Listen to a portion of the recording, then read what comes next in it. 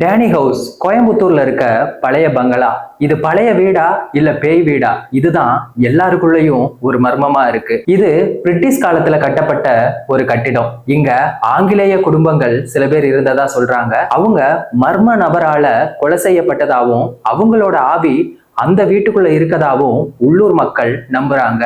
பகல் நேரத்துல ரொம்ப சாதாரணமா இருக்க அந்த கட்டிடம் இரவு நேரத்துல ரொம்பவே பயங்கரமா இருக்காம்.